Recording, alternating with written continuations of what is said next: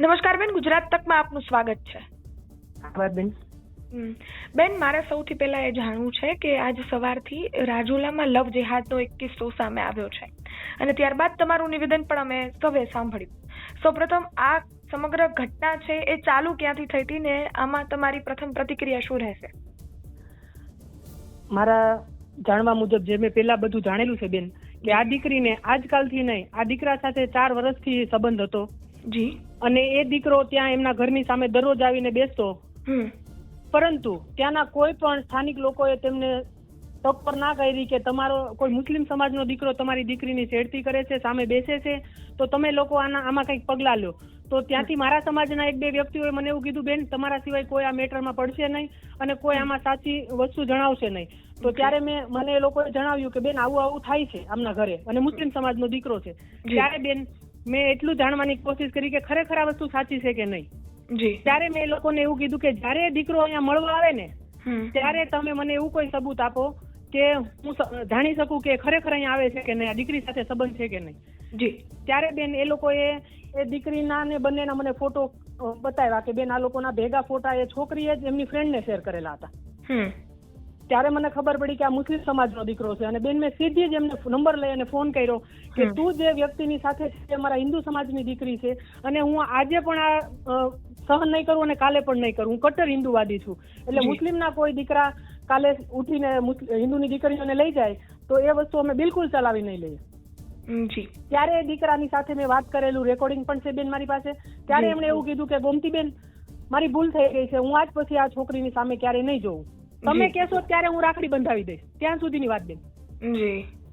હા, પછી એમના મમ્મી પપ્પાએ એવું કીધું કે બધું થઈ ગયું છે. મેં એના ઘરે જઈને બેન એને ખૂબ ધમકી પણ આપી દીકરીને કે તું આવા પગલા ન લે, હિન્દુમાં ઘણા ડાયા દીકરાઓ છે, ઓફિસરો છે, તને કેવો વ્યક્તિ જોઈએ છે અમે તને ગોતી દઈએ.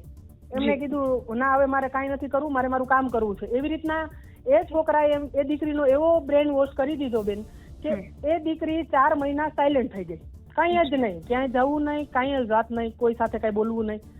4 મહિના પછી એમણે કીધું કે મને બ્યુટી પાર્લરનું શીખવા માટે સુરત જવું છે અને એના મમ્મી પપ્પાએ પરમિશન આપી. આ પરમિશન આપી એટલે એના મમ્મી પપ્પાનો પણ વાત કે આવી દીકરીને પછી ઘરથી બહાર, મને જો જણાવ્યું હોત તો હું એમને ચોખ્ખી ના જ પાડી દઈશ કે આ દીકરી હવે ઘરથી બહાર ના હોવી જોઈએ. પછી એમણે એ દીકરીને મોકલી અને ત્યાંથી બેન એ લોકો બેંગ્લોર દીકરો લઈ ગયો એમને મુસ્લિમનો અને ત્યાં તેમણે બને ભેગા રહે છે એવો સમાચાર મળ્યા. એમણે ડાયરેક્ટ વિડીયો બનાવીને મૂકી દીધો.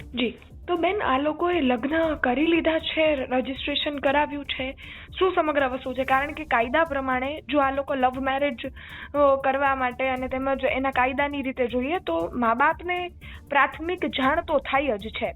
તો શું એના મા બાપ આ લગ્ન થઈ ગયા છે, એના મા બાપને જાણ છે? ના, એવું કંઈ જ નથી. એ એવું કહેવા માંગે છે એટલા માટે કે એમની પાછળ કોઈ તંત્ર કામ વધારે નો સક્રિય થાય અને કોઈ એમની પાછળ પડીને એમનો મૂળિયા સુધી પહોંચે નહીં, એના માટેના તદ્દન ખોટા પ્રયાસો છે મુસ્લિમ યુવાનના કે આ બધું ભૂલી જાય. અને ખરેખર લોકોમાં પણ જાગૃતતા નથી. આજના સર્વ સમાજનું કહું છું કે બેન જાગૃતતા નથી અને કોઈ પણ આ મેટરમાં ધ્યાન નથી દેતું, એટલે આ મુદ્દાને પૂરો ઠારી દેવામાં આવ્યો છે અને છોકરાને પણ એવું કહેવામાં આવ્યું છે કે કંઈ થવાનું નથી, તું એમની સાથે રહે. તો ખરેખર આવા હિન્દુઓની શરમ થવી જોઈએ બેન, મારા માનવા પ્રમાણે. જી બેન. બેન આજ સવારે જે વિડીયો વાયરલ થયો ને એમાં હજી એક વાત, એ દીકરીએ એવું કહ્યું છે કે મેં હિન્દુ રિવાજ મુજબ અને સાથે જ સામે એ મુસ્લિમ સમુદાયથી બિલોંગ કરે છે યુવક, એટલે એના સમુદાયના ધર્મ ના તરીકે પણ એ લોકોએ લગ્ન કરી લીધા છે. આવી વાત એ વિડીયોમાં જાહેર થઈ. સાવ ખોટી છે બેન, સાવ ખોટી છે. એટલે તમારું કેવું છે કે લગ્ન નથી થયા? જી બેન, લગ્ન નથી. લગ્ન માટે હું જાણું છું ત્યાં સુધી પણ બેન એમના મમ્મી પપ્પાની પરમિશન હોવી બંનેની જરૂરી છે. તો એમના મમ્મી પપ્પાને કોઈ એવી જાણ જ નથી કરવામાં આવી, નથી નોટિસ આવી. નોટિસ તો મળવી જોઈએ ને લગ્ન થયા પછી. જી. એમના મમ્મી પપ્પાને પૂછવામાં આવ્યું તો એ લોકો એવું કહે છે કે અમને આ વિશે કોઈ ખબર જ નથી, અહીંયાથી ફક્ત ને ફક્ત બ્યુટી પાર્લરનો કોર્સ શીખવા માટે ગઈ છે. બાકી એના બધા જ આધાર પુરાવા બધું લઈને ગઈ, એ પણ એમના મમ્મી પપ્પાને આ ગઈ પછી ખબર પડી બેન. જી. હવે આ સમગ્ર બાબતે બેન ત્યાંના ધારાસભ્ય હીરાભાઈ સોલંકી છે, શું એ આ સમગ્ર ઘટનામાં આવી રહ્યા છે? તમે એમને વાત કરી છે ને તમારું એમની માટે નિવેદન શું રહેશે? તમારી શું વિનંતી છે એમને? જો બેન, જયારે અમે આવા બધા મેટરો લાવીને કોઈને પણ જાણ કરીએ છીએ ને ત્યારે નેતાઓ બધા હાથો પાડે છે કે અમે આમાં પૂરી તૈયારી કરવાના છીએ અમે કરવાના છીએ, અમે તમને દીકરી લાવીને આપી દેવાના છીએ. જી. છતાં પણ એને 3 દિવસ ઠંડુ મૂકી દે છે અને ચોથા દિવસે પાછું થોડું કામ કરે છે, થોડું. એવી રીતના આગળ કોઈ પગલા લેવામાં આવતા નથી. અને આ તો મારા સમાજની પણ દીકરી નથી, તો મને ખુદને એવું થવું જોઈએ ને કે હિન્દુની દીકરી છે બેન, તો એના પ્રત્યે નેતાઓને પણ જાગૃત થવું પડે એમ છે. ખાલી ને ખાલી સ્ટેજ પ્રોગ્રામો, હાર પહેરાવા, સન્માન કરવા, આ જ આપણું કામ નથી. તમે લોકસત્તા પર બેઠા છો બધા, તમારી જવાબદારી છે કે દીકરીઓ એમના ઘરેથી જે કરે, પણ આવા મુદ્દાઓ જયારે બહાર આવે છે બેન, કે કોઈ મુસ્લિમ સાથે લગ્ન કરી લે છે અને ત્યાં એવો વિડીયો મૂકે છે કે તમે કઈ પણ છું તો મારા મમ્મી પપ્પાની જવાબદારી રહેશે, તો આ જાગૃત જનતા હજી પણ સૂતેલી છે. મારું એટલું જ કહેવાનું છે બેન. હું એક જાગૃત નાગરિક છું, હું કોઈ હોદ્દા ઉપર નથી, પરંતુ મને અંદર જો એટલો ફફડાટ થઈ જતો હોય તો આ નેતાઓને અને સમાજના મોટા મોટા આગેવાનોને બેન એટલું તો થવું જ જોઈએ કે સત્તા ઉપર બેઠા છે, એ ધારે તો 2 દિવસમાં એ દીકરીને અહીંયા હાજર એના મમ્મી પપ્પાની સામે કરી શકે છે. જી જી બેન જી. આ બારામાં હું તમને એક મેટર કહીશ બેન, આજ સુધી મેં નથી કીધો, છતાં પણ આજે તમને હું એ મેટર પણ જણાવી દઉં છું બેન, કે એકાદ મહિના પહેલા પણ આના પહેલા એવા જ મેટરમાં હું પડેલી હતી કે હું એક બેન સાથે સામાજિક કાર્ય કરતા હતા, એમની સાથે જોડાયેલી હતી. એ કોળી સમાજની દીકરી હતી. જી જી. એ બેન 40 લાખના ફ્રોડમાં એમનો કેસ ખુલ્યો, વર્ષ દિવસ પહેલાનો કેસ થયેલો હતો. એ ફરિયાદીએ એમની બેન અત્યારે લગ્નનો હતા, ગઈ 10 તારીખે બેનના પીઠી હતી, એમને બ્યુટી પાર્લર માંથી ઉપાડી લેવામાં. કાજલબેન બારૈયા નામ છે બેનનું, અને કોળી સમાજની દીકરી છે. ત્યારે કોઈ મેટરની મને જાણ નહોતી થઈ કરી એમણે 3 મહિનાની અંદર. હું ફક્ત ને ફક્ત બેન સેવાકી પ્રવૃત્તિઓ કરું છું. એના અનુસંધાને મેં બેનને 21 દીકરીઓના લગ્ન કરવાના હતા, એમાં મેં મારાથી બનતા બધા પ્રયત્નો સેવાકી પ્રવૃત્તિના કર્યા. મેં મારા સમાજ પાસેથી અને બીજા બધા સમાજ પાસેથી પણ મેં એમની પાસે ડોનેશન અપાવડાવ્યું. મેં એક પણ ડોનેશન મારા સ્કેનરમાં લીધું નથી, મેં બધું જ એ બેનના સ્કેનરમાં આપ્યું છે. છતાં પણ એ દીકરીએ આવા કાર્યો કર્યા હોય તો એવા લોકો સાથે હું આજે પણ નથી બેન, અને કાલે પણ નથી. ત્યારે બેનને પાટણ પોલીસ લઈ ગઈ 10 તારીખે એમની પીઠીના દિવસે. ત્યારે બેન મેં અહીંયાના બધા નેતાઓને ફોન કર્યા, એમના કોળી સમાજ હીરાભાઈના દીકરા ભાવેશભાઈને પણ ફોન કર્યો. ભાવેશભાઈ, તમારી સમાજની દીકરીના લગ્ન છે અને એને આજે પીઠીના દિવસે પોલીસ લેવા આવી છે ભાઈ, તો તમે આ વસ્તુમાં રોકી શકો ને, પોલીસ કેમ લઈ જઈ શકે? હું એક આયરની દીકરી છું, મને એટલું બધું થાય છે તો તમારા સમાજની દીકરી છે. છતાં પણ બેન કોઈએ કઈ જ ધ્યાન દીધું ના. એ દીકરીને લઈ ગયા પાટણ. એમની પાછળ ભલે ખોટી હશે ક્યાંક ને ક્યાંક, તો જ એનો સમાજ એમની સાથે નહીં હોય. ફ્રોડ 40 લાખનું હતું, એમનામ તો કોઈનું મેન આરોપીમાં બેન નામ ના આવવાનું હોય. જી જી જી. છતાં પણ એમનો સમાજ કોઈ અહીંયાથી મારી સાથે આવ્યું ને એમના મમ્મી પપ્પા પણ ના આવ્યા, એમના ભાઈ પણ ના આવ્યા. હું, મારા હસબન્ડ અને એક વકીલ લીધા અમે અમરેલીથી, અમે 3 ગયા. જી. મારે બેન મને તો મેટરની પણ પૂર્ણ જાણકારી નહોતી, પરંતુ મને એવું થયું કોઈ દીકરીનો કાલે માંડવો ખાલી રહે તો એના મા બાપ ઉપર શું વીતે, તો એમના સમાજને તો એવું થવું જોઈએ ને કે આ કાલે આ વાત બહાર ફેલાય તો કેટલી ખરાબ લાગે. પરંતુ કોઈ આવ્યું નહીં બેન. એમને 11 દિવસના રિમાન્ડ માંગ્યા હતા ત્યાં, અને ત્યાંથી પણ મેં ફોન કર્યો કે ભાઈ આ દીકરીને અહીંયા રાખશે, લગ્ન બંધ રહેશે. ત્યારે મને ત્યાંના અધિકારીઓએ બેન એવું કીધું કે બેન તમે આહિર છો એવું જાણવા મળ્યું છે. મેં કીધું હા સાહેબ.